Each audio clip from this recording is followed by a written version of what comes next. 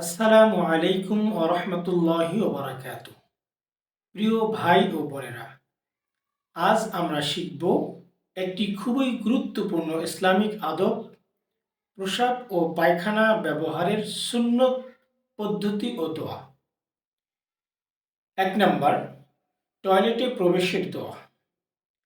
টয়লেটে ঢোকার সময় বাম পা আগে ঢোকাবেন এবং এই দোয়াটি পড়বেন। আল্লাহুম্মা ইন্নী আউযু বিকা মিনাল খুবুসি ওয়াল খাবাইস। অর্থ: হে আল্লাহ, আমি আপনার কাছে আশ্রয় চাই নর ও নারী শয়তান থেকে। সহিহ মুসলিম, সহিহ বুখারীতে এই হাদিসটি বর্ণিত হয়েছে। ২ নম্বর, টয়লেটের ভিতরের আদব। টয়লেটের ভিতরে কথা বলা থেকে বিরত থাকবেন। ডান হাতে নয়, বাম হাতে ইস্তেঞ্জা করবেন। প্রস্রাবের ছিটা থেকে সাবধান থাকবেন। খোলা জায়গায় হলে কেবলার দিকে মুখ বা পিঠ করবেন না। ভালোভাবে পবিত্রতা অর্জন করবেন। রাসূল আকরাম সাল্লাল্লাহু আলাইহি ওয়াসাল্লাম ইরশাদ করেছেন, পবিত্রতা হলো ঈমানের অর্ধেক। সহিহ মুসলিম। ৩ নাম্বার, টয়লেট থেকে বের হওয়ার দোয়া।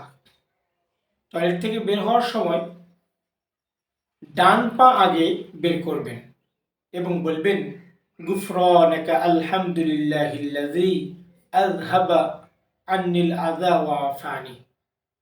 আমি আল্লাহ তাআলার নিকট ক্ষমা প্রার্থনা করতেছি এবং প্রশংসা করতেছি সেই সত্তার, যিনি আমার থেকে অপবিত্র বস্তুগুলোকে বের করে দিয়েছে। আবু দাউদ, তিরমিজি। ৪ নম্বর, গুরুত্বপূর্ণ সতর্কতা।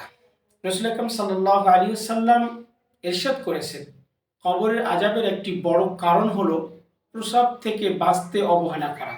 সহিহ বুখারী।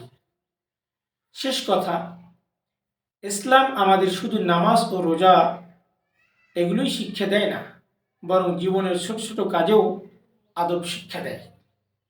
আসুন আমরা নিজেরা আমল করি এবং আমাদের সন্তানদেরকেও এই সুন্নত শিক্ষা দেই।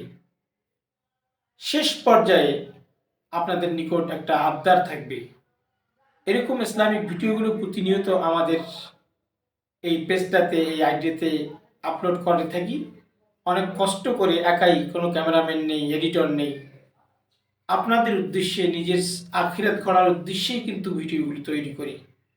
তো ভিডিও ভালো লাগলে অবশ্যই একটা লাইক, কমেন্ট এবং শেয়ার করতে ভুলবেন না। আর এই ইসলামিক ভিডিওতে একটা লাইক, কমেন্ট, শেয়ার আপনার আমাদের সকলের জন্য নাজাতের ওসিলা।